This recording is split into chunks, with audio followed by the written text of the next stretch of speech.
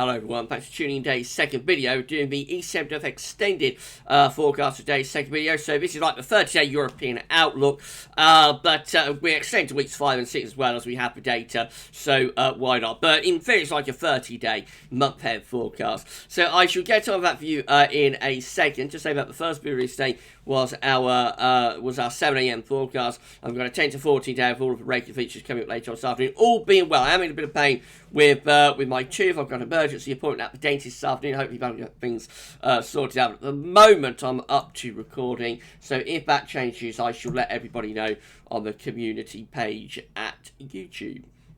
Right, so here we go then, just starting off with the week 1 mean sea level pressure anomaly for Europe. So we can see that we've got high pressure dominating across northern and western parts of Europe. So Scandinavia down to UK and Ireland under an area of high pressure. They've got this trough of low pressure across the central eastern parts of Europe and down to southern Europe as well. So it looks like the driest, warmest weather with this will be in the north and the west of Europe, and the most unsettled weather will be across central and eastern parts of Europe perhaps. The 500 millibar height anomaly from the North Pole view down looks like that. Again, gives the idea that there's this big area of high pressure across much of northern and western Europe with a trough of low pressure down here through the central bowl of the Mediterranean and up into some central parts of Europe. The temperature anomaly for week 1 from the 12th to the 19th of July, the current week, looks like that. Significantly above average across much of northern Europe. Very, very warm to hot week for Scandinavia and also down to the eastern side of Europe as well.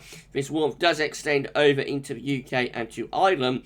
And then these western and southwestern parts of Europe look a little bit cooler. So France in particular standing out as being rather cool, cooler than average anyway. And down into northern and eastern parts of Spain, cooler than average. Through the Mediterranean, we see that many central and western parts of the Med are a little bit cooler than average. The eastern part of the Mediterranean, though, is warmer than average from Greece over towards Turkey and the northwards up towards the Black Sea. Balkans also looking warmer than average, and then we go northwards, it gets very hot then as we come into the northeast of Europe and into the west of Russia.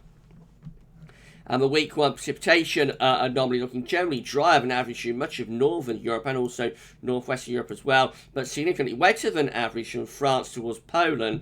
So heavy showers and thunderstorms coming through here. And then this eastern part of Europe also looks rather dry as well. In the Mediterranean, it's drier through Spain and Portugal and around Greece and Turkey. In between, it's a little bit more unsettled, especially through Italy, Corsica and Sardinia too. Right, that's week 1 done. Let's have a look at week 2. This is the mean sea level pressure anomaly for week 2. So high pressure is still there over Scandinavia, although beginning to weaken a little bit. Lower pressure looks like it's developing across western, southwestern parts of Europe and also over here into the east. It's rather strange and bizarre looking anomaly, but essentially this high pressure will keep much of northern Europe very warm or hot with winds in from the east. But I think for Ireland, for the UK, possibly starting to go a little bit fungy, could be a bit of a fungy breakdown being hinted there in week 2 from the 19th to the 26th of July across the western part of Europe. The week 2 500 millibar height anomaly looks like that. Now this still shows sort of higher pressure or above average heights really across many of these northern and western parts of Europe. So that would go against the idea of a breakdown of the heat for the UK and for the Ireland. That just keeps things going, really, from a 500 millibar height anomaly perspective. It is a trough of low pressure. It's digging in to northeastern parts of Europe with a jet stream a little bit there, so probably cooling down, turning more unsettled through there. And then a ridge in towards the eastern part of Med will bring some very hot air out of Africa up the eastern to southeastern side of Europe. The temperature anomaly for week 2 is looking like this. So largely warm and average in most parts of Europe. France warms up, for example, in week 2. Not quite as hot as it is this week in the second week for Scandinavia and Northeast Europe, but still significantly above average. So the only cooler than average areas really in week 2 are like close towards Spain and Portugal. And of course, that's only an anomaly to average, so it will still be very warm or hot there anyway. And around this sort of Baltic, not Baltic, this coast of the Balkans, Adriatic coast of the Balkans, a little bit cooler there. Otherwise, it's a warmer than average seen pretty much universally across Europe in week 2. The week 2 precipitation anomaly looks drier than average again through most parts of northern Europe. Wettest weather looks like it's in this eastern, southeastern part of Europe, and again close to Portugal. Otherwise, most other parts of Europe having near normal precipitation in the second week. Week 3 takes us from the 26th of July to the 2nd of August with the mean sea level pressure anomaly. Ever weakening signals. That ridge from Scandinavia looks like it's receding back into the west of Russia. There's a little bit of higher pressure towards the west of Scotland. Lower pressure down here across southern parts of Europe. Otherwise, we've got a great deal to work with from a mean sea level pressure anomaly perspective. The 500 millibar height anomaly, though, still looks like it's keeping this ridge going across much of northern and western Europe into the beginning of August. So that still implies a heat wave goes on really for much of northern and western Europe, even into the start of August. Temperature anomaly still looks warmer than average across most parts of northern Europe as well. Just looks a little bit more cooler again around France, a little bit cooler there down towards Spain and Portugal. The eastern part of Med looks hotter than average, much of eastern Europe looks warmer than average too. So still quite a warm scene really in week 3, especially for northwestern parts of Europe. Precipitation anomalies looking a little bit more unsettled here around France, the Low Countries, and into Germany. Conversely, it's drier than average across the far northeast of Europe, wetter than average down towards the south of Spain and Portugal. And then just near normal precipitation really through most other parts of Europe, or no signal.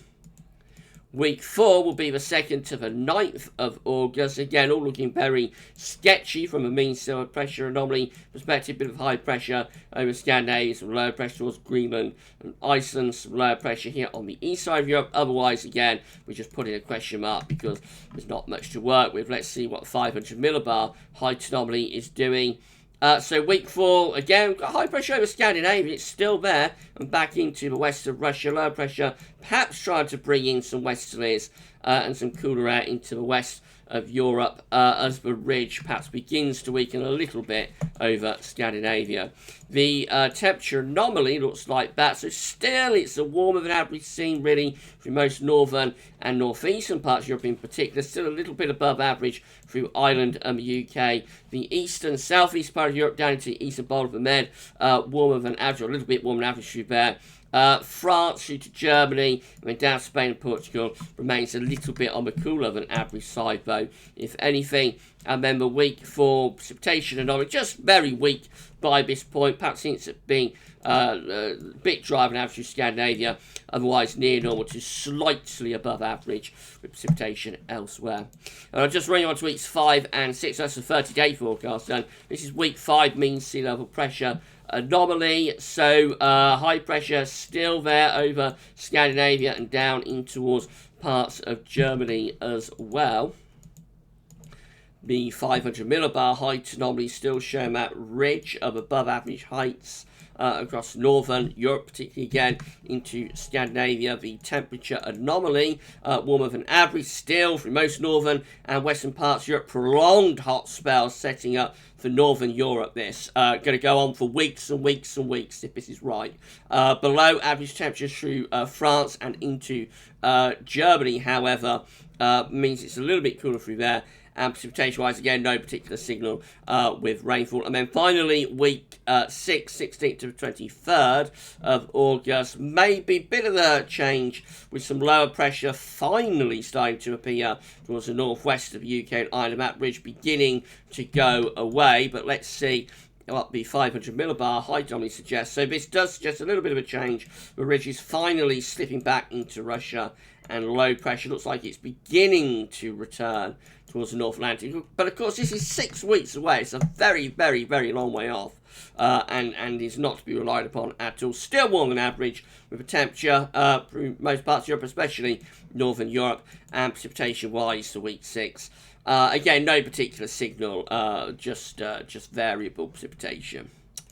Right, so we've got a prolonged hot spell setting up for Northern Europe, particularly for Scandinavia, also for Ireland and the UK. Going to have weeks and weeks and weeks of hot weather, if this is right. Southern Europe always was a little bit more changeable there, I think, with the ridge in the north. Some parts of Europe a little bit more changeable, but a prolonged spell of hot, dry, high-pressure dominated weather through the rest of July and well on into August for Northern Europe, if this is correct. Remember, it's only a snapshot of what Molly's showing. It could look very different when we look at it again on Friday. Updates twice a week, so it's just a snapshot, you know, of what Molly's showing today. We'll be back later on with your 10 to 14 day to see how hot those charts are looking. So come back for that then, for the ECMWS 6 weeks forecast, or 30-day look ahead. That's all for now, and thanks for watching.